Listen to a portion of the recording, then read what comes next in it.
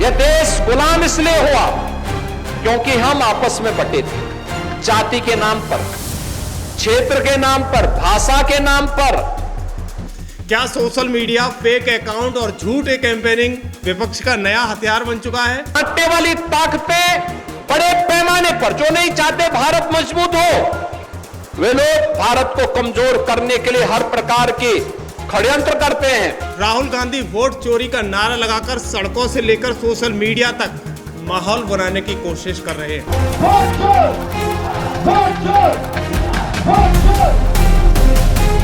Samajwadi party के मुखिया अखिलेश यादव कहते हैं कि सरहदों पर अमन हो, ये हमारी जिम्मेदारी है।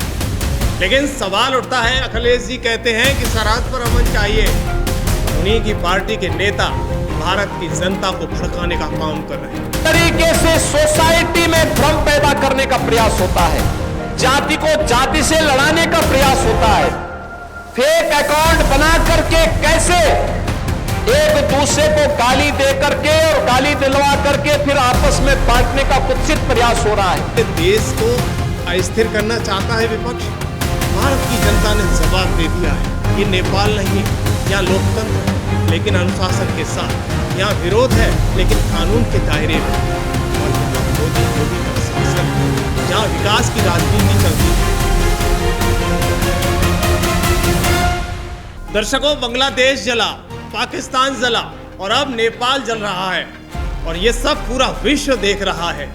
सवाल उठता है, भारत के चारों तरफ आखिर ये आग क्यों भड़क रही है? क्या ये सब महज संयोग है या फिर कोई बड़ी अंतर्राष्ट्रीय साजिश जो भारत को चारों तरफ से घेरना चाहती है?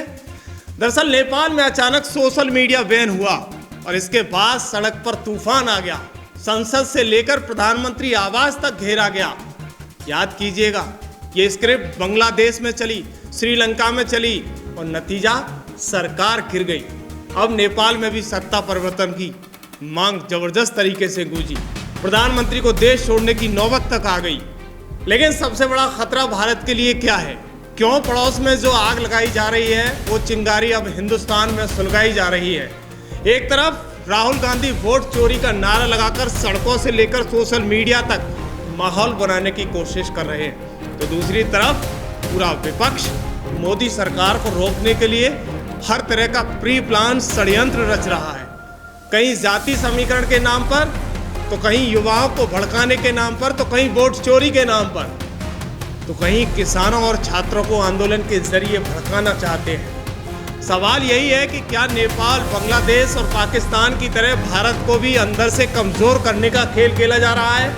क्या सोशल मीडिया, फेक अकाउंट और झूठे कैंपेनिंग विपक्ष का नया हथियार बन चुका है?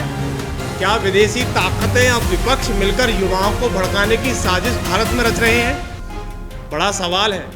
दर्शकों, भारत के चारों तरफ से आग लगी हुई है, क्या उसका धुआं अब हिंदुस्तान के अंदर घुसने वाला है?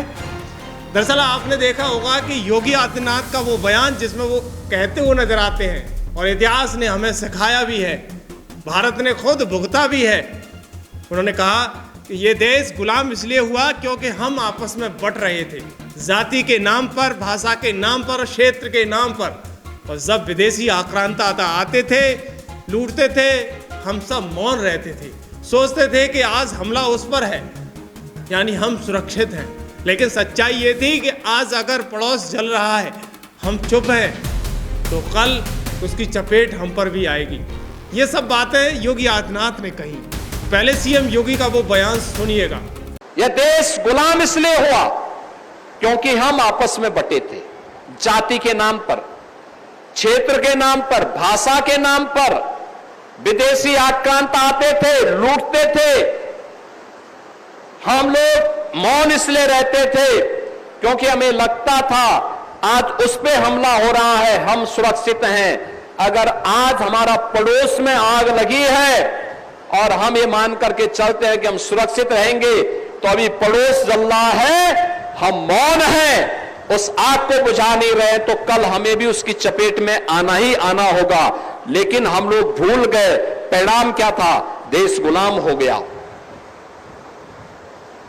किसी भी प्रकार के भेदभाव को समाप्त करना, उसके लिए एक संकल्प के रूप में हमें कार्य करना, क्योंकि बांटने वाली ताकतें बड़े पैमाने पर, जो नहीं चाहते भारत मजबूत हो, वे लोग भारत को कमजोर करने के लिए हर प्रकार के षड्यंत्र करते हैं, हर प्रकार के नई नई युक्तियां भी निकालते हैं। दर्शकों, योगी का जो संदेश है वो एकदम साफ है। अगर हमें भारत को मजबूत बनाना है तो हर तरह के भेदभाव को समाप्त करना होगा, क्योंकि बांटने वाली ताकतें यही चाहती हैं कि भारत कमजोर हो। इसलिए वो सोशल मीडिया और डिजिटल प्लेटफॉर्म का इस्तेमाल कर समाज में जहर घोल रही है। फेक अकाउंट बनाकर जाति को जाति से लड़ाने की कोशिश कर रही है। फर्जी कैंपेनिंग चलाकर लोगों को गाली दिलवाने का काम कर रही है। फिर उन्हीं गालियों से समाज को तोड़ने का खेल खेला जा रहा है। ये सारी बातें सीएम योगी आदित्यनाथ कहते हैं, लेकिन यही प्लेटफॉर्म, यही सोशल मीडिया सकारात्मक दिशा भी दे सकती है और अच्छा काम भी कर सकती है। आपने देखा, उन्होंने कहा कोविड काल में हमने देखा कि ऑनलाइन क्लासेस चली, वर्चुअल शिक्षा ने लाखों बच्चों को ज्ञान दिया, नॉलेज दी। किसी ने अच्छा काम किया तो डिजिटल प्लेटफॉर्म से उसकी मिसाल बनी, लोग प्रेरित हुए और एक स्वस्थ प्रतिस्पर्धा शुरू हुई। ये सब डिजिटल का ही खेल था। यानी रास्ता साफ है, सोशल मीडिया हथियार भी बन सकता है और औजार भी बन सकता है। ये हम पर है कि हम इसे बांटने के लिए इस्तेमाल करें या जोड़ने के लिए। योगी आदित्यनाथ कहते हुए नजर आते हैं। और आज का समय तो आपने देखा होगा, आज का समय सोशल मीडिया का समय, सोशल मीडिया का दुरुपयोग भी हो सकता है, सदुपयोग भी हो सकता है। सोशल मीडिया के प्लेटफॉर्म में, डिजिटल मीडिया के प्लेटफॉर्म में किस तरीके से सोसाइटी में भ्रम पैदा करने का प्रयास होता है, जाति को जाति से लड़ाने का प्रयास होता है, फेक अकाउंट बना करके कैसे एक दूसरे को गाली दे करके और गाली दिलवा करके फिर आपस में बांटने का कुत्सित प्रयास हो रहा है। ये सोशल मीडिया प्लेटफॉर्म का, डिजिटल मीडिया प्लेटफॉर्म का उपयोग हम अच्छी चीजों के लिए कर सकते थे। इस प्लेटफॉर्म का उपयोग अच्छी शिक्षा के लिए किया जा सकता था। कोविड कालखंड में आपने देखा होगा, वर्चुअल क्लासेस चली, ऑनलाइन क्लासेस चली, जगह जगह से शिक्षकों ने पाठ्यक्रम के माध्यम से अपने अच्छे कंटेंट दे करके बच्चों को पढ़ने के लिए प्रेरित किया। एक पक्ष उसका सकारात्मक है, जो सकारात्मक पक्ष है कि कहीं किसी ने अच्छा काम किया, उस अच्छे काम के हमने प्रचार प्रसार किया, और प्रचार प्रसार किया तो लोगों के मन में आया कि हाँ, इसने अच्छा काम किया है, हम भी अच्छा करेंगे। एक स्वस्थ प्रतिस्पर्धा आगे बढ़ी। दर्शकों, ये भारत है, उसको कोई भी तोड़ नहीं सकता है, न विदेशी ताकतें न ही अंदरूनी साजिशें, क्योंकि भारत की नींव संविधान है और भारत की ताकत उसका कानून है और भारत का संकल्प एकता और अखंडता है। दरअसल आपने देखा है कि समाजवादी पार्टी के मुखिया अखिलेश यादव कहते हैं कि सरहदों पर अमन हो, ये हमारी जिम्मेदारी है।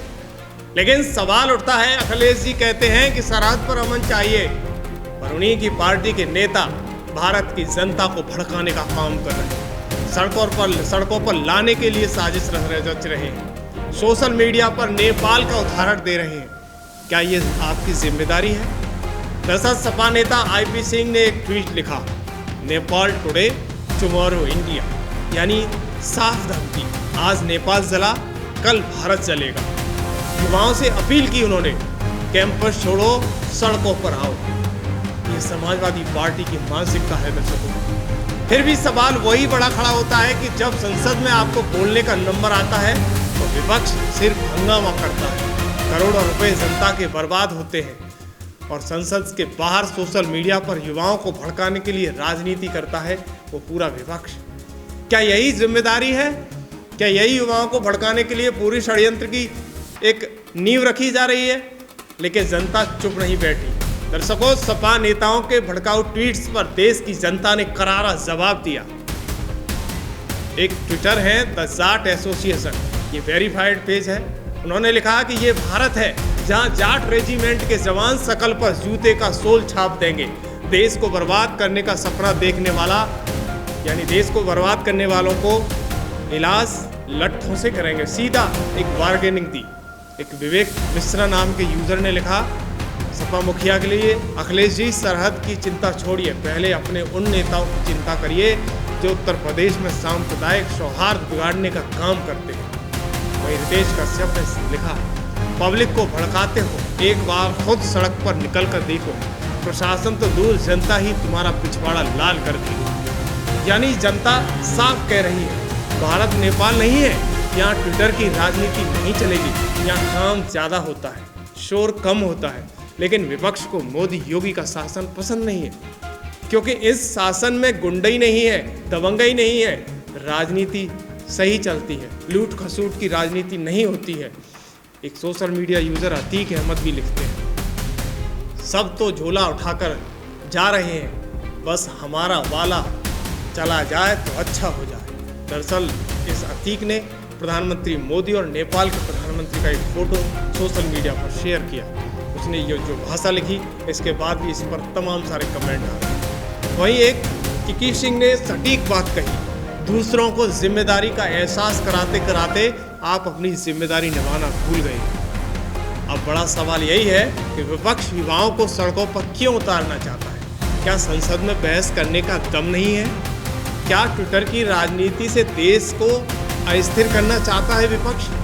भारत की जनता ने जवाब दे दिया है, ये नेपाल नहीं है, यहाँ लोकतंत्र है लेकिन अनुशासन के साथ, यहाँ विरोध है लेकिन कानून के दायरे में, और यहाँ मोदी योगी का शासन है, जहाँ विकास की राजनीति चलती है, वोट बैंक की नहीं चलती, जहाँ विपक्षी साजिशें भी कानून के सामने झुकेंगी, जहाँ जनता का विश्वास हर कोशिश को मात देता है, और जहाँ हर हिंदुस्तानी मिलकर यही कहेगा कि भारत को कोई नहीं झुका सकता।